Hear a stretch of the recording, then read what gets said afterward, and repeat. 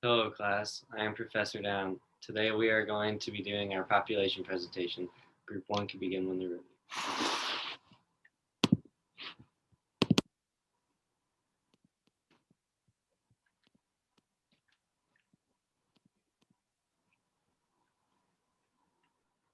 Hello everybody, we are doing a presentation on the Latinx population. My name is Jillian Estes and I am with my group members. Brooke, Rennick, Dennison, Olivia, Flores. And we are about to tell you more about this population. Next slide, please. So there's some general info of this population. Most people know of the Latinx population as Hispanic or Latino, and those terms are more used than Latinx, and a lot of people don't know about it, have never heard about it. But Latinx basically means that it is talking about the whole population without giving it a gender, because the norm of the Spanish language has a lot of gender pronouns, and this just is more of an inclusive way to talk about the population, especially since there's 52.9 million people of the Latin descent in America. Next slide. In 2019, the U.S. Hispanic population reached 60.6 million, which is 18% of the U.S. population. And in 2010, the Hispanic population was 50.7 million. And the reason that I am referring to this population as Hispanic instead of Latinx is because in the census, when asked about race, the only options are white, African American, Native American, Alaskan Native, Asian American, Native Hawaiian, or other Pacific Islander. There is not a spot for Hispanic or Latinx to be able to check mark. So that is why I'm using Hispanic. Latinos accounted for 52% of the population growth from 2010 to 2019. From 2015 to 2019, the Hispanic population grew by 1.9%, which is lower than it had been in the past. And the reason that that number has gone down is because the annual births to Hispanic women has declined, and there has been a decline in immigration, especially from Mexico. Next slide. First social problem that the Latinx community faces is with COVID-19. Latinx essential workers, their families, and their communities face unique challenges that affect their current and future well-being. The first part being xenophobic attacks. Government officials in Florida and North Carolina have openly blamed the Latinx community for the surge of COVID-19 cases in those states. This is very unfair to the Latinx community, as it is not true. The second part being health inequities. Latinxs experience higher rates of chronic medical conditions such as obesity and diabetes that increase the likelihood of falling fatally ill to COVID-19. This stems from a variety of factors, including physically demanding jobs, high uninsurance rates, and a shortage of Latinx healthcare professionals who are important for bridging cultural and language barriers. The third part being unsafe working conditions. Many essential industries that employ Latinx workers, such as the meat packing industries, have been hotspots for COVID-19 because employees are forced to work in tight quarters without proper social distancing. The second social problem that the Latinx community faces is related to barriers to mental health care. This involves access and quality of treatment. Only 20% of Latinos who experience symptoms of a psychological disorder talk to a doctor about their symptoms, and only 10% contact a mental health professional. This also involves communication. Talking about emotions is not a common part of the culture, so treatments such as cognitive behavioral therapy alone are not effective. There is a lack of understanding and knowledge regarding mental health, which increases the stigma associated with mental illness. Language is also a barrier, as many medical professionals do not speak Spanish, and those that do may not understand the cultural issues that Latinx face. And lastly, lack of cultural competence. Research has shown lack of cultural competence in mental health care, which results in misdiagnosis and inadequate treatment. The third social problem that the Latinx community faces involves the Latinx youth. The first part being externalizing behaviors. Of those who are Latinx, more than 18 million are under the age of 18. Recent estimates suggest Latinx youth exhibit higher levels of externalizing behaviors such as aggression and substance use when compared to other ethnic groups. The second part being impact of poverty and neighborhoods. Latinxs in the United States often live in poverty and are more likely to reside in low income and violent neighborhoods. It is imperative to understand the interplay between individual characteristics and the neighborhood environments these Latinx youth live in to better understand what factors may be associated with increased or decreased risk for externalizing problems. Next slide. Some of the unique strengths that the Latinx population has are one of them being racial ethnic identity. This gives them a strong sense of belonging, and it protects marginalized groups by boosting their positive feelings of membership in the groups that they associate their race and ethnicity to. Another unique strength is their collectivist value. Their group efforts and mutual support is emphasized more than their individual selves. So their family and community is prioritized over the individual self in the Latinx communities. Another strength is their religious involvement. They use their religion as a source of strength when dealing with daily stressors, and their religion is also a barrier against negative experiences. So when they are part of their religious organizations and communities, they use them as a coping resource to adapt to their surroundings and immigrating to the US. So having a strong religious involvement is a really big positive influence on them. Next slide. So there are many resilient qualities that the Latinx population has. The first being a strong value of family unity and connection. This value can be shown in the strong identification, attachment, and loyalty to one's family. Another way is the physically and psychologically way of them being close. So families in the Latinx population are often close to their families physically as well as psychologically. From a young age, members of the families are encouraged to form close bonds with extended family members, and this is accomplished by encouraging family members to have frequent social interaction as well as bringing everyone together physically. The families are also a unit of social support. Since all members of the family are encouraged to have strong relationships, family members often serve as a unit of social support to each other. Another resilient quality would be contributing to the household. It is important that all members of the family assume some sort of responsibility. That could be chores or caring for younger family members, which also encourages these bonds. As I put next, it is respect towards adult family members. This goes hand in hand with contributing to the household. That can also be a way that this respect is enhanced. And there are also clear rules and consequences, and focus on positive family relationships.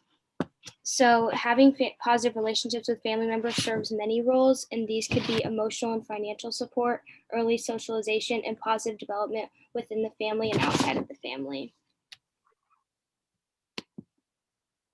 There are many misinformed assumptions and or biases about the Latinx population. The Latinx population can often be thought of as lazy or lacking capability because of economic insecurity. Latinos are seen in negative or subordinate roles. Examples could be gardeners or maids. When participants in a study were asked to recall what roles they have seen Latinos play in TV and film, the top three were criminals or gang members, gardeners or landscapers, and maid or housekeeper.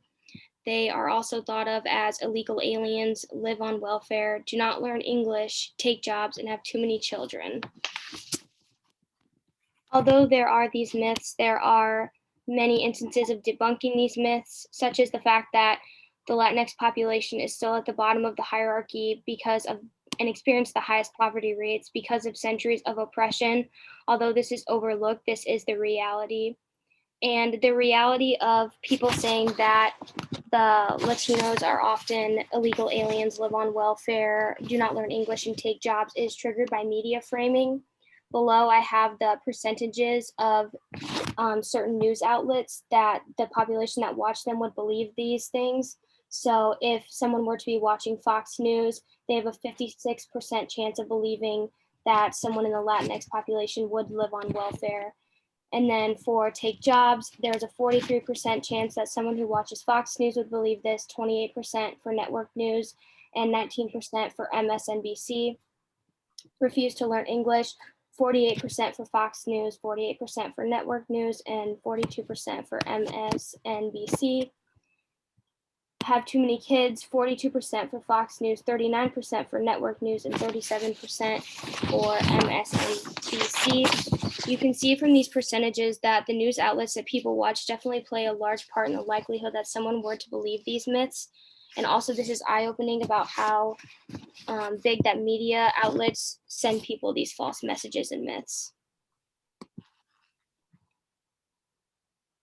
So going along with what Brooke was saying and just in a different way, but like she was saying that the Latinx community has a very negative media news portrayal, and this affects them because of the biases that the news makes people think. So it, like when they think that they're all on welfare or they're all illegal aliens, it limits their employment, so people aren't as easily giving them jobs, and like they won't let them apply for certain reasons. And this also like makes their experiences with the law, so like the criminal justice system, they are often targeted and mistreated like very badly because of how they're portrayed in the news. And also it victimizes the people of the Latinx population because with the negative portrayal of them, people who only see the negative portrayal will more likely do hate crimes against the population. And the other one is that not everyone, a lot of people think that all Hispanic and Latinx individuals have the same like background, culture, race, and this is just simply not true. And I have a picture here that is showing a bunch of different people who are a part of the Latinx community, and as you can see, not all of them have the same skin color, and they don't have the same they don't have the same culture, they don't have like the same race, ethnic background. And that just goes to show that we just need to be more informed about this and not generalize the whole population for what we only see in the media or the news. And the other bias that is in our culture is that many people think that the roles that are played in movies and TV shows that are supposed to be Latinx people are often, people think they're only played by people who are a part of that population, but I will tell you on the next slide that is not true. So going back to that first assumption about how it decreases like their ability to get employment, and not all Latinx people are violent and dangerous. Just like the media tries to portray, that they don't portray the whole population. And the other thing is, like I was saying on the last slide, there's many Latinx people who are made up of different subgroups of identities. You can't just generalize like everybody based off one person. And there's a lot of roles that are played by people who don't even have any Latin descent. And this is an image of not just Latin descent, but just other people that have played roles that they just aren't of that race. And it's like probably frustrating to the community that they do not have the accurate portrayal in the media. Next slide. So these are the organization and advocacy groups that serve this population. The first one is United We Dream. UWD is the largest immigrant youth-led community in America. It's specialized in helping undocumented immigrants living in the US. The second one is Hispanic Scholarship Fund.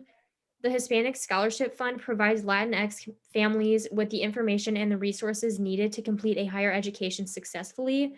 It helps as many Hispanic students obtain scholarships and support services as possible. The third is Hispanic Institute. The Hispanic Institute is a nonprofit organization that seeks to provide the most effective education forum possible so that Latinxes can get accurate information on a wide array of topics. And then the fourth one that I have is Hispanic Heritage Foundation. The Hispanic Heritage Foundation promotes cultural pride and empowers the community to become united in the face of its political struggles. The organization achieves this through a unique cycle of leadership programs, including the Hispanic Heritage Youth Awards, public awareness campaigns, Latinos on Fast Track, which is abbreviated as LOFT, and Hispanic Heritage Awards. These are only a few of the many organizations and advocacy groups that work towards improving the lives of the Latinx community. Next slide.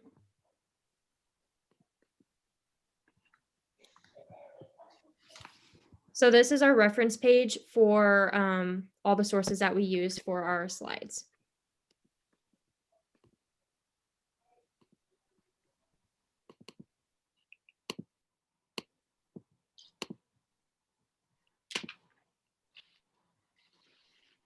Great presentation, Group 1. Let's start the quiz. What are two organizations or advocacy groups that serve the Latinx population? The two organizations are United We Dream and Hispanic Heritage Foundation. Correct. Next, what are two resilient qualities possessed by the Latinx population? Brooke. Family unity and respect towards family members. Correct. Good job. Next question. What effects can negative media portrayal have on the Latinx community? Jillian. They can have limits on their employment, experiences with the law that are negative, and increasing hate crimes against their community. That is also correct. Thank you. Last question. What are some of the unique strengths for the Latinx community? Olivia. Some of their unique strengths of their racial ethnic identity, their collectivist values, and their religion involvement. Awesome job. Amazing presentation, Group 1. Now on to Group 2.